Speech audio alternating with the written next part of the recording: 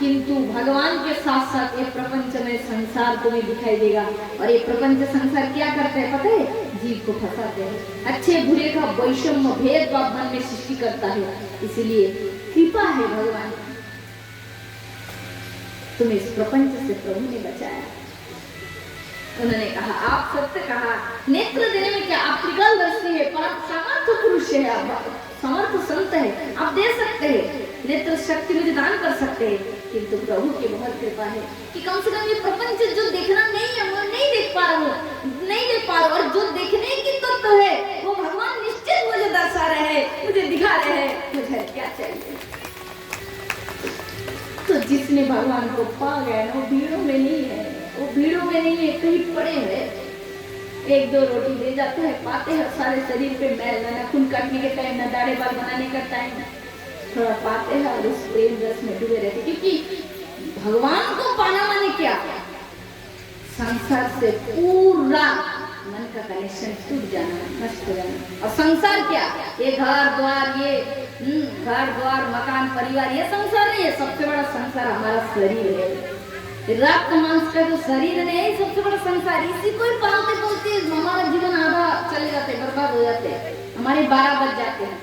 इसी को सुबह होके नहलाओ, खिलाओ, पिलाओ, ये मंजन करो, ये इधर करो, ये वॉश वाला बढ़िया प्रेस लियो, कपड़ा पहनो, ये करो वो करो, कितने ये योगा करो, ये प्राणायाम करो, ये टिप टप रहो, ये बाबू बनते रहो, ये परफ्यूम लगाओ, इधर करो उधर करो, कितने तमाशा। सबसे बड़ा संसार का देह है। शरीर की यत्न हो गया, शरीर टिप-टप बाबू बन गया, मन की तमाशा शुरू हुआ। वो कैसा है, वो फलाना है, वो ऐसा दिखता है, वो ये करता है। अब मन घूम रहा है, चल रहा है।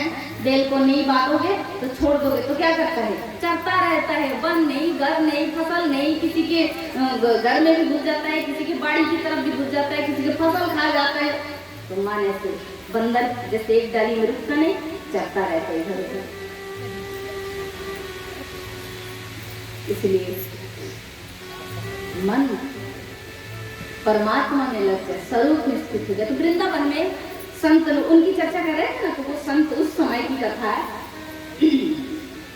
जब मैं पहले भागवत करती थी ना, तब इस चर्चा को ये संतों की चर्चा बहुत मैं करती थी कथा में। फिर धीरे धीरे महाल एक संत की और एक उदाहरण और बहुत सारे कथाएं आती जाती है। तो आज किस प्रकार कैसे ये मतलब ये संत की चर्चा याद आई। इनका नाम था सनातन गोस्वामी। तो उस समय मतलब 550 वर्ष पूर्व की कथा कह रहे, उस समय कुछ तो व्यवस्था था नहीं, वृंदावन में कुछ नहीं था। कोई 1-2 घोड़े की गाड़ी चलता था, घोड़ा जो है गाड़ी में 1-2 बैठ सकते, ऐसे छोटा घोड़े के जो गाड़ी होते थे उसमें बैठते थे लोग। तो तालपत्री में कुटिया बनाकर भजन करते थे। एक संत क्या जाड़े में अष्टप्रहर भजन करते थे। अष्टप्रहर कैसे पता है? मतलब मन को भगवान की लीला में डुबा देते थे। राधा कृष्ण है, उनके सामने अष्ट सखी है, खुद भी एक राधा रानी की सखी बनकर उस लीला में प्रेजेंट होते थे, वहां पर जाते थे। और किशोरी जी की, गोविंद की सेवा करते थे। उसका भी एक अपना वाद्य है, उसी वाद्य को जाके भजन नाम सुनाते थे। इसे कहते हैं सेवा, अष्टकालीन सेवा करते थे, अंतर्मुखी सेवा। मन अंतर्मना होकर दिव्य स्वरूप में स्थित होकर भगवान कृष्ण किशोरी जी की लीला में पहुंच जाना, माने आत्मा में स्थित होकर। ये बहुत गहराई की बातें है, बहुत गहराई की चीजें। राधा रानी की कृपा से ही विशेष को समझ आएगा। समझने की, सबको समझने की शक्ति नहीं है, बहुत इतनी अंदर की तत्व है, बात है। तो वो संत भजन करते थे तालपत्री में, पूरा हर समय भगवान के नाम में डूबे रहते थे। और बड़े बड़े राधा रानी ने ऐसी शक्ति प्रदान की, 4 से 5 ग्रंथ उन्होंने लिखा जगत कल्याण है। बहुत बड़े बड़े ग्रंथ उन्होंने लिखे। एक बार क्या हुआ, मथुरा में गए, वहां मधुकरी के लिए भिक्षा के लिए गए। तो एक माता जी थी, उनके पास बोले माता जी भिक्षा दे दो, कुछ प्रसाद दे दो। वो माता जी थोड़ा वृद्धा हो गई थी, उनके पास वो ठाकुर जी रखते थे। ठाकुर जी का नाम है मदन मोहन। मदन मोहन ठाकुर जी को रखते थे। छोटा सा एक मूर्ति था। तो वृद्धा माता ने बोली, बाबा तुम वृंदावन से आए हो क्या? बोले हाँ माँ, मैं वृंदावन से आया। बोले बाबा ये मेरा मदन मोहन है ना, बड़ा नटखट है, मुझे बहुत परेशान करता रहता है। मैं अब बूढ़ी हो गई, इसको पालन करना अब मुझसे नहीं हो पाती, इसको पालना। तो तुम एक काम करो बाबा, इसको ले जाओ, खिलाना पिलाना मुझे बहुत तंग करता रहता है। और मैं तो बूढ़ी हो गई, मेरे आगे पीछे कोई नहीं, ना बेटा है ना बहू है ना कोई है, अकेली। तो संत थे, बोले ठीक है ठीक है दे दो माता। तो ठाकुर जी को दिए हैं और सनातन जी उस मदनमोहन भगवान को ले लिए और कहा बाबा लेकर तो जा रहे हो, सावधान, ये बड़ा नटखट है, बहुत परेशान करते हैं। कहकर वो माता हंस रही थी। फिर ठाकुर जी को लेकर गए अपने कुटिया में, एक आसन बनाकर उसमें बिठा दी। बोले आप यहीं पर विराजो, जो मैं भोग पाऊंगा आपको पहले अर्पण करके फिर तो सबको मैं पाऊंगा। सूखे सूखे रोटी मधुकरी करके लाते थे और उसी को पाते थे। तब ठाकुर जी आ गए, इसलिए ठाकुर जी को पवा के ही पाते थे। तो ठाकुर जी कुछ दिन पाए, फिर मुँह काले करके बैठे थे। बोले क्या हुआ, आप मुँह बना के बैठे हो? तो बोले सूखा रोटी हमसे पाया नहीं जाता, कुछ घी की व्यवस्था करो, मक्खन की व्यवस्था करो। हम अपने ब्रज में मैया से खूब जो माखन है ना इसको खाए है, सूखे रोटी तो हमारे गले से नीचे ही नहीं जाते। तो बाबा सन्यासी कहाँ से लाइए मक्खन घी, ये सब हमारी बस की बात थोड़ी ना है। तो बोले जाओ किसी ब्रजवासी से मांग कर ला।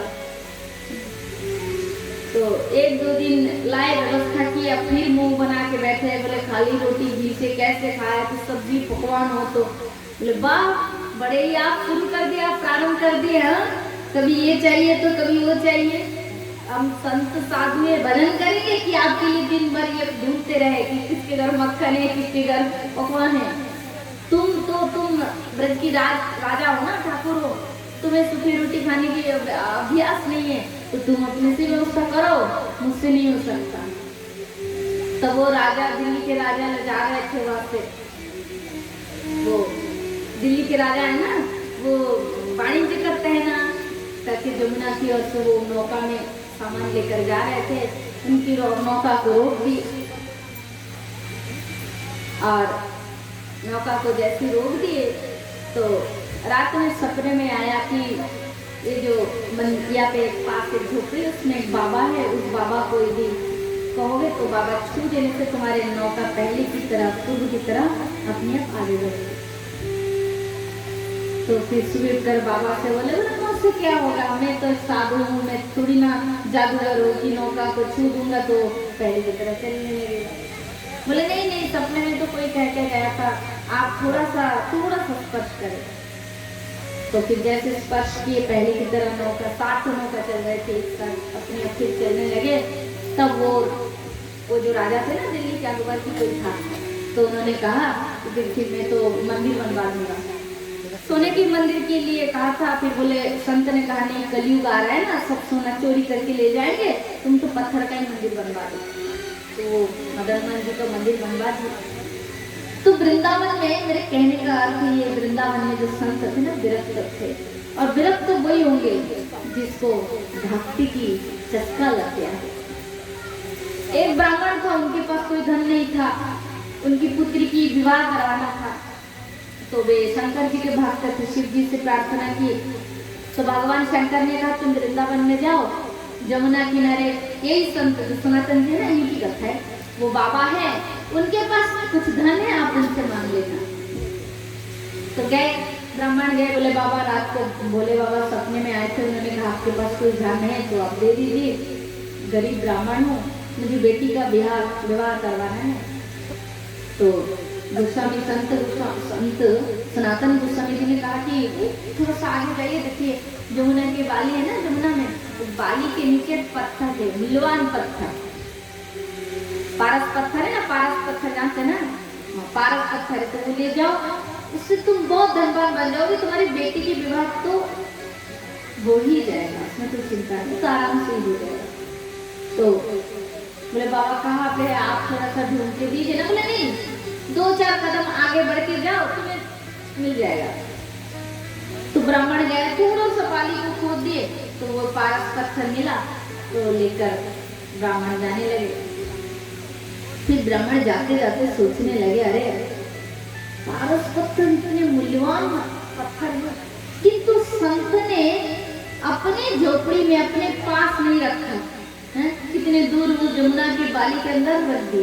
और जब मैंने उनसे मांगा तो वे स्पर्श तक नहीं किए, वे तक नहीं, मुझसे कहा कि तुम ही बाली को खोद कर ये इसका मतलब ये जो धन है ना पारस पत्थर, ये धन, इससे भी बड़ा कोई धन इस साधु के पास है, जिसके कारण कोई बड़ा सा धन उसके पास, धन उस बड़े से धन में वो धनी है, इसीलिए इस धन को इन्होंने ठुकरा दिया। ब्राह्मण यही सोचते जा रहे थे, आधे में चले आए, आधे में आकर बोले बाबा ये तो जगतिक बहुत बड़ा धन है पारस पत्थर, किंतु इससे भी बड़ा कौन से धन के आप धनी है, जिसके कारण आप इस पारस पत्थर रूपी धन को आपने अपने से त्याग कर दिया, दूर छोड़ दिया। तो गोस्वामी जी हंस पड़े और बोले तुम उस धन के धनी बनना चाहते हो? बोले हाँ, इस धन से भी मूल्यवान धन आपके पास है, और उस धन का भी जो धनी मुझे बनने की इच्छा है। तो बोले ठीक है, अगर मेरे पास जो धन है उसके धनी बनना चाहते हो तो पहले तुम्हारे हाथ में जो धन पारस पत्थर है उसे फेंकना पड़ेगा, उसको फेंकोगे तो मेरे धन के धनी बन पाओगे। तो वो ब्राह्मण क्या किए, उस पारस पत्थर उनके हाथ में ही था, उसको जमुना के जल में फेंक दिए और कहा ये तो जागतिक धन है, मैं तो कृष्ण प्रेम के धन में धनी हूँ।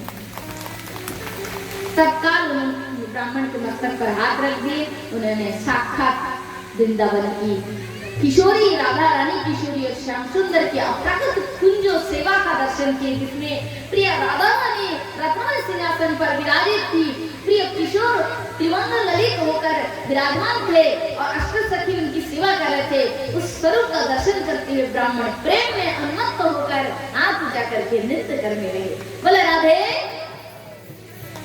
तो इसको जिसने पा लिया तो उसका मानव जीवन कृत हो गया, और प्रेम नहीं प्राप्त किए, कृष्ण साक्षात्कार नहीं हुआ तो मानव जीवन तो पूर्ण अधूरा है, वृथा है, निरस है।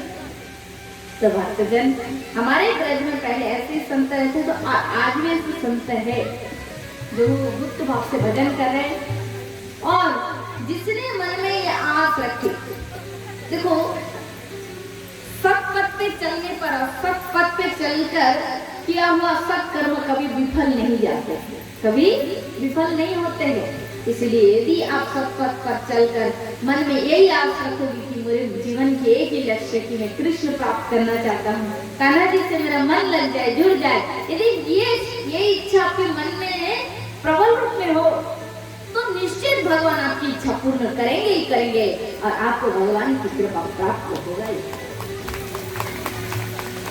तो भक्तजन आइए एक भजन करते हैं, इसके बाद हम लोग आज की भागवत कथा में प्रवेश करेंगे।